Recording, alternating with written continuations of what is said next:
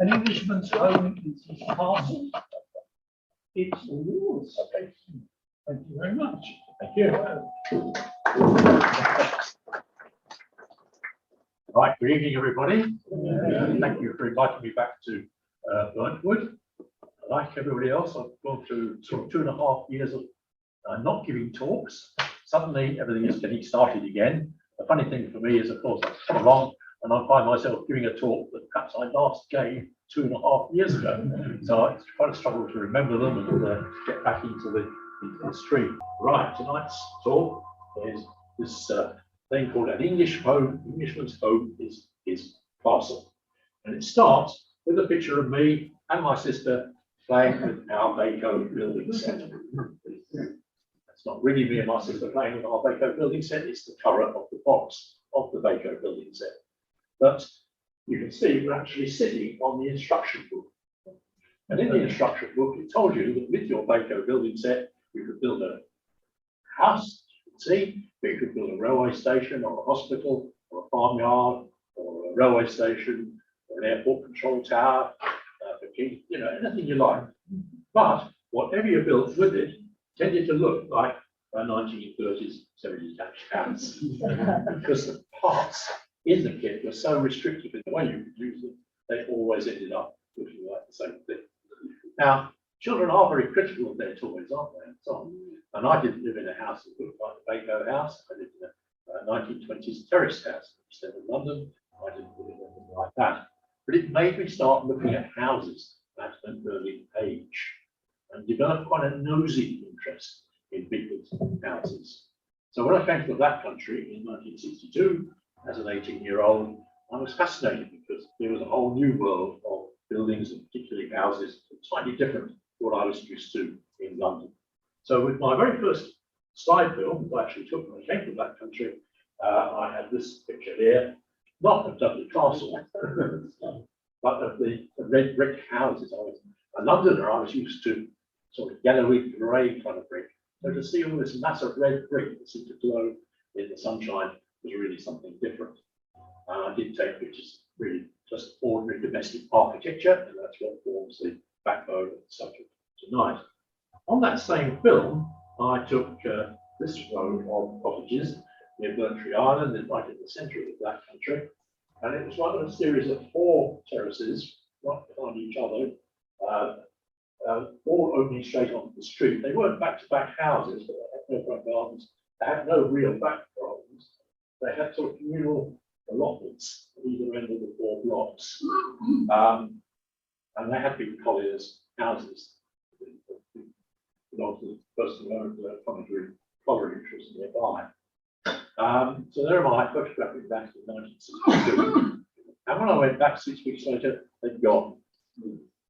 So I suddenly realized that actually recording photographs of ordinary things like houses was going to be quite interesting in the 1960s because so many things were swept away. And many pictures I have taken were taken just in time. Just close to where I was living in Dudley was this little cottage, which interested me because it seemed to be sinking into the ground, didn't it? So either the ground has sunk or the road has been built up over the years. It seems to be sinking here. And again, this was demolished a little after I'd actually taken this photograph. So I caught it. And I felt it represented the kind of cottages that perhaps filled the Black Country before the industrialisation of accommodation that arose as a result of all that industrialisation in the 19th century. Sort of cottage feel about it, hasn't it? And there are certain places in the Black Country where you still find little enclaves of cottage-style buildings. I discovered this little village here called Mushroom Green. Mushroom Green isn't really anywhere. It's not in Quarry Bank, it's not in Ellerton, it's not in Bridle Hill, it's somewhere lost in the middle of all those places, on the frontier of all those places. It has no main road through it, just has these little tracks. And it is a squatters' settlement. It grew up at the very end of the 18th century, beginning of the 19th century. No planning, no control, anything like that. It was land that belongs to the Earl of Dudley, who had a large ironworks at Bridle Hill. There were people coming from the countryside to work for the owned ironworks, and they built their own little cottages here. And some other sites around the ironworks. Interestingly, this little hamlet or village survived. Most of it disappeared for several years. But this one did survive because it was unusually remote. Off a road and down another road and around a corner to find it. But when I first went to see it here, this is a picture I took in 1972, it was threatened with demolition. But 1972 was European Conservation Year, and somebody who was interested in this kind of thing wrote to Dublin Council and said, why don't you actually demolish it? Why don't you make a great conservation plan and submit it for a prize in European Conservation Year? And just as you got your 200 quid, this won a prize in European Conservation Year. So Dudley Council could hardly then demolish it, could they? Having won a prize about how they would preserve it. So actually, it survived, and it survives right through the present day. You might even place one of your trips. So 3 examples of that country museum. There you go in, you just go up to it, and there it is. There are no street names. The houses are just 1 to 99 mushroom green. It's just mushroom nuts. That's the name itself. And the story that people will tell you there is that as the squatters built their homes, largely building just 3 walls and leaning on somebody else's house to create a 4th wall, if you could get your smoke coming out of the chimney within 24 hours of starting construction, you had squatters' rights to the property. Actually, that's quite a legend rather than English law, but that's the sort of story about this sort of housing that is quickly built, quickly unplanned, must have been chaos in terms of what type of services originally provided, and so on. These little cottages in 1972 were going for about £400. The last one I saw on sale there was about £250,000. And we should have all bought them. There's another picture right here. Yes, there we are. You see, all the houses are actually joined one to another. And they are still very much cottage-like. Now rare in the Black Country, it's always something that's a right out, and in fact, they didn't go right out before the end of the 19th century. And as I drive around the Black Country, as well as looking for little things like that, I always stop and ask people, where's the oldest house in this particular town? And in Quarry Bank, apart from Mushroom Green, I said, where's the oldest town? And I said, oh, it's Granny Webb's cottage. And here's a picture of it. And here's Granny Webb standing in a cottage. Now, the nice bit of synchronicity about this was that Granny Webb had 2 sons who became the great builders, the house builders of Quarry Bank in the 19th century. And as well, eventually, modernising Granny's house and mother's house, they actually built lots of big Victorian houses over Quarry Bank. And when you go and actually look at the house today, you can spot it. The porch hasn't changed, there it is today. First of all, it's back in that tradition we seem to sink into the ground. But also, you can see, compared to the later Victorian house next door, the proportions are all smaller, the roof is lower, the eaves are lower, and so on, aren't they?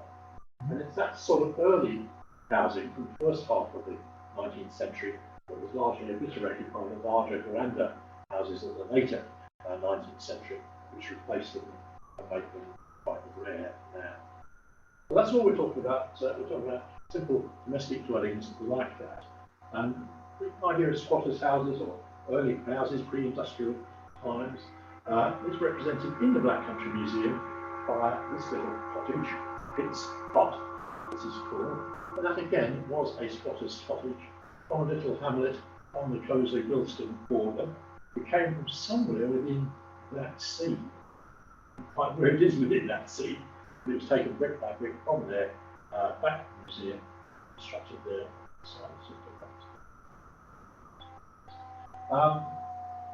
The director of the Black Country Museum at the time was fairly reluctant to have it in the museum. He said, well, it's not real architecture. We're not really interested in it. It's just built by somebody with no plans. They just built it. They changed it endlessly. So this is the problem. They get taking bits on, taking bits off. They move interior walls around. At one time, the Pitt family was 11 strong, all living in this little hut. But she said, no, we don't really want to do the museum. But in fact, it was bought by the friends of the museum, and not the museum itself. The irony is, it was a very popular feature of the Black Country Museum. And interestingly, it did set a lead, because once the Black Country Museum had settled on a very simple, humble building like this, other outdoor museums followed suit. So, for example, out at the Ironbridge Gorge Museum, this sill, they thought, oh, well, perhaps we ought to have a simple sort of squatter's cottage in our museum. They built one, again, having moved it from another part of Shropshire side at the sill. And the interesting thing immediately, you see that even at a very simple level, buildings like this, which are not architect designed as a silk building usually, are different. They have regional differences, of course, in the materials used, but also in the layout of the building, how they are used, and so on. This is much more like a crofter's cottage, isn't it? The central chimney. There is proof that the family who lived in this one kept their livestock in part of the building over the winter period and so on. And you can see where the bathroom is. And giving these talks is interesting because I learn new things all the time.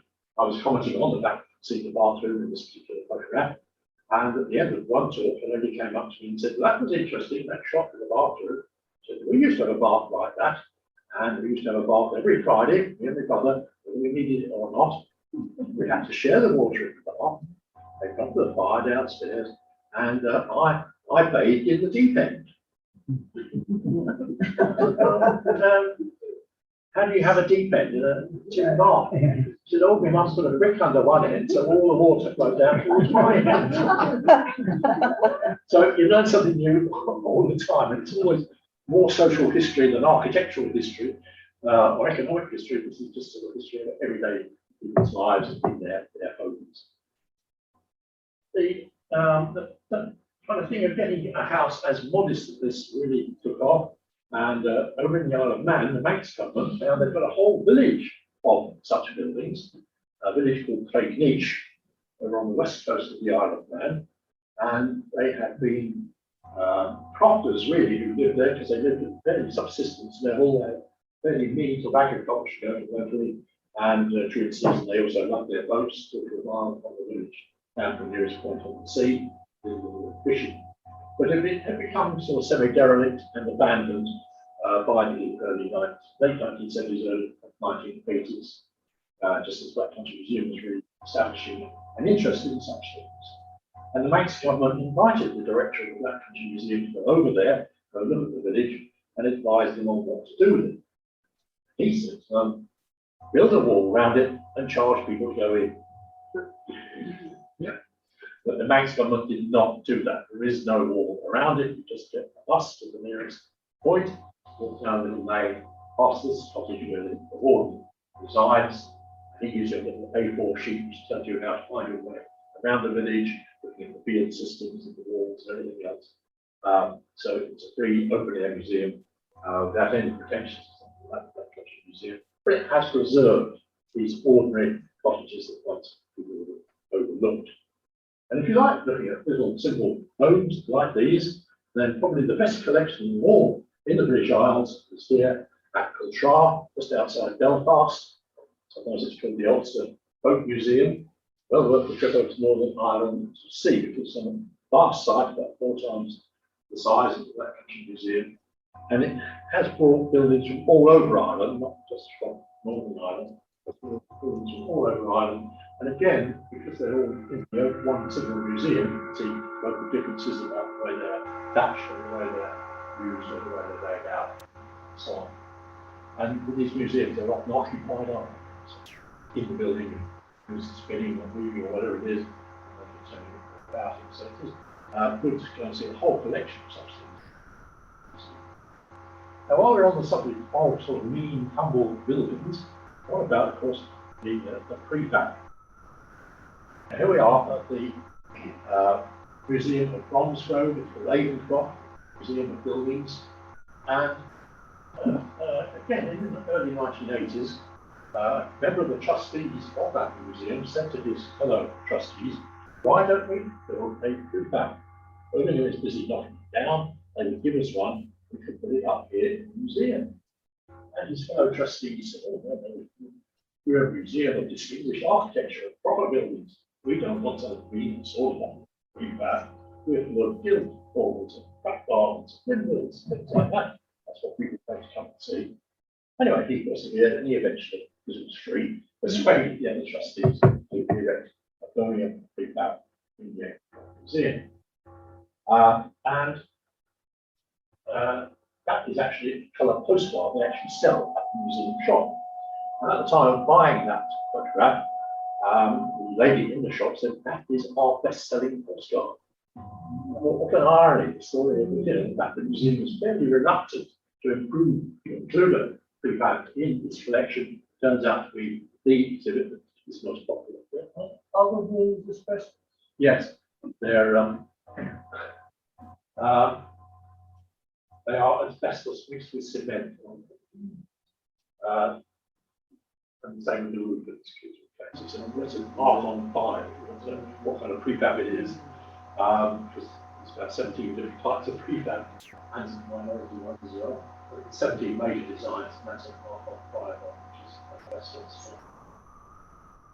Health hazard, perhaps for the people who put it up, but it's been stable as it's just don't go and lick the walls. And the nice thing about these being included now in museums, of course, is that you don't just get the building, you get the interior as well. So I think you can see why a building like that is popular in a serious architectural museum, because that's full of nostalgia, isn't it? So full of nostalgia for me. I grew up with strip off. I remember going to play in houses like that. As a kid, they fascinated me because they seemed bigger on the inside than they were on the outside. There's lots of space in them, so cleverly designed. And things like the fire there, the boiler behind it, that through the centuries, system of sorts, running off it, all sorts of things, seemed marvellous at the time. But the point tonight is that it represents museums suddenly taking an interest in humble buildings that previously they might have ignored. So that set me off going around the country, looking at lots of different regions and seeing how they varied and what there was to look at. I revisited some of the places I'd been to as a child, for example, Canby Island, the Thames Estuary on the Essex side, Thames Estuary. And this island area, you can see behind the cottage, is about 5 foot below sea level. So this is land that's been reclaimed from the Thames Estuary. People who are experts on pushing the barriers of the sea back and reclaiming land for agricultural use. The Dutch were some Dutch engineers were invited over to superintend the turning of this sort of marshland, sometimes flooded marshland, back into agricultural use. And they came with them, with us, little cottages and so on, to their design, to their liking. And my memories as a child when somewhere like Canby Island was a sort of shanty town, old caravans and drawing carriages and all sorts. But now it's all been cleaned up. They have preserved 1 or 2 of these as samples of what was built there in the 17th century by Dutch engineers who came to create the place. They're usually in the back gardens of people's houses. And again, if I had seen them as a child, I didn't see them then. If I'd seen them as a child, I think I would have found them fascinating. I was always fascinated with what was it like to live in a circular house? How would you get your furniture against the wall? So, my mum and dad lived in the house. So we're quite attracted to that idea of living in the window. And one of the reasons I bought the house that I bought in the middle of the pandemic was that I am now next door but one to a window. I don't live in the window, but I'm next door but one. So I used to show off when my neighbours live in the window. 1 or 2 windows. So, there's a sort of romance about that. And I have collected slides over the years of circular houses. There's that very nice one on the A5, isn't it? On the canal, the island right here. Now, taking lots of pictures of these dwellings did eventually make me think, well, I can put these together in some kind of order. There'd be a backcountry focus to it. That's where I've lived for the last 51 years. Let's just use some houses in the Black Country to look at ordinary domestic architecture, starting with the sort of manor houses or gentlemen's houses that were dotted about the Black Country, about 2.5 to 3 miles apart from each other. This one is called Portway Hall, in Oldbury, taken again in the 1970s and taken shortly before it was demolished. In fact, don't ever let me come round and take photograph of your house. It always seems to be followed by demolition. And probably demolished because nobody at the time thought it was worth saving. The provenance of the building was a mess because it's been endlessly altered and changed over the years. It had no particularly unifying style or whatever. So it was happily demolished. But one or two survive in the Black Country. Probably the best one to go and have a look at is here in West Bromwich, Oak House. Yeah. Very, very near the centre of West Brom. In fact, intriguingly near the centre, because you just walk through some 1930s council houses, round the garages at the back of the little track, and there it is, with its 16th century splendour. It's a gentleman's house by that time, with a nice room at the top, just about neighbours miles away. It was bequeathed to the people of West Brom by the first mayor of the town, and in recent years it's been refurnished with Tudor furniture and so on. It's quite interesting to look at. So we've got a few of those surviving in the Black Country, and well, if we just try and come a bit more up to date than that, so we've got less of a complicated story to tell. What happened in Georgian times? Well, we didn't have anything like Bath in the Black Country, at least huge sweeping presence associated with Georgian times. But we do have a few Georgian terraces. Here's one, for example, in Wolverhampton. Now, this one is in Chapel Ash, just on the outskirts of the centre of Wolverhampton. When it was built, very early in the 19th century, it was on the outskirts. It was almost out of town. It was beyond the toll gate. It was existed close to that point. So just over the boundary, we go out in the sticks.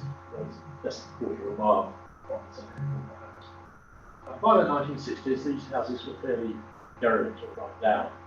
They were then bought by a local property developer who tried to restore them to some proper uniformity and tidy them up.